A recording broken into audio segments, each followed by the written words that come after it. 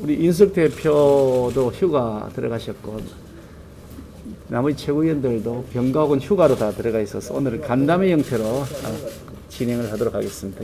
김재원 최고는 지금 통화 중이라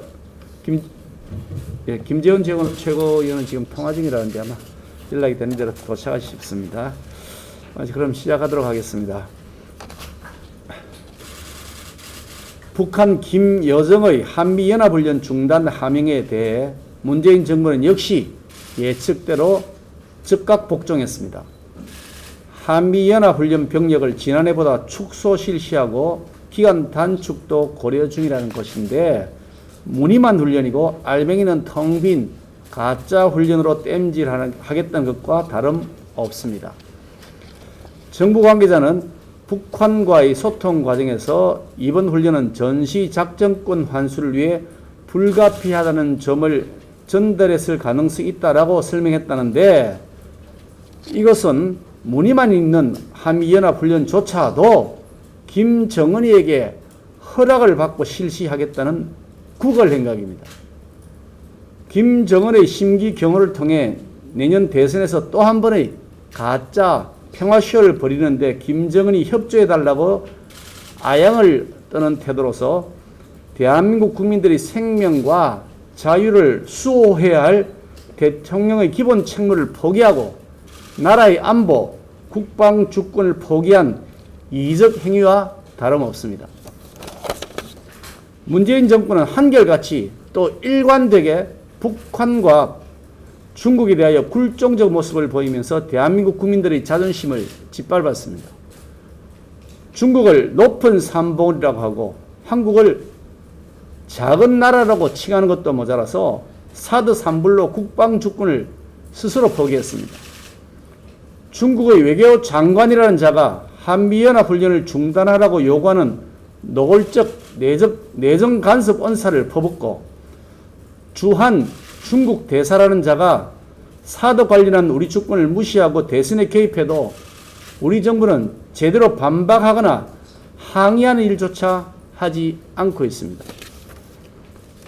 북한이 대한민국 군 통수권자를 향해 삶은 소대가리, 특등 모조리 등 온갖 막말을 쏟아내도 그 시정을 요구하기는커녕 도리어 북한의 하명에 즉각 순응하여 한미연합훈련을 축소하는 것이 문재인 정권의 실체입니다. 시민운동가라고 위장한 간첩들이 백주대낮에 간첩활동을 벌이고 김정은에게 충성한다는 혈서를 쓰는 기막힌 일들이 벌어지면서도 이들이 도리어 큰 소리치는 세상이 됐습니다. 이들에 대해서 간첩이라는 용어를 쓰지 않고 활동가라느니 일당이라느니 하는 정체불명의 용어를 쓰는 이유가 도대체 무엇입니까? 신분 세탁하겠다는 건가요? 간첩은 간첩 아닙니까? 왜 간첩을 간첩이라 하지 않는 겁니까? 청와대는 간첩 사건에 대해서 언급할 가치가 없다고 했으나 이들은 문재인 대선 캠프에 참여했던 자들이라고 합니다.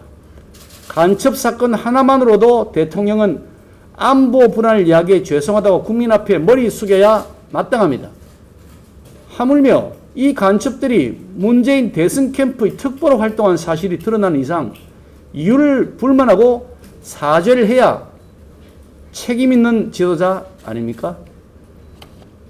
더구나 문재인 대통령은 드루킹 댓글 조작 사건의 바둑이 김경수 전 경남도지사 실형 선고 사건에 대해 끝까지 침묵하면서 언급할 가치가 없다느니 하면서 책임을 회피하고 있습니다.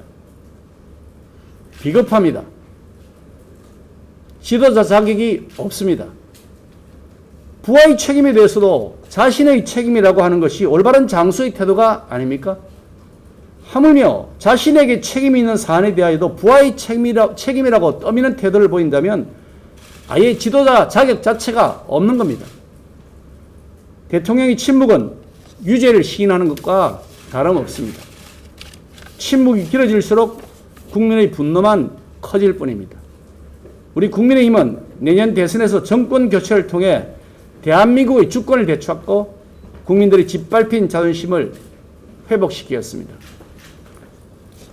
문재인 대통령의 짧고 굵게라는 말은 결국 길고 굵게가 되었습니다.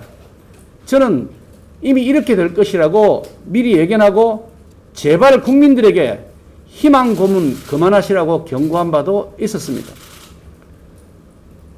정부가 취한 거의 통행 금지에 가까운 강화된 방역 조치에도 불구하고 한 달 넘게 1000명이 훨씬 넘는 확진자 수를 기록하면서 거리두기 4단계 조치 또다시 2주간 연장됐습니다.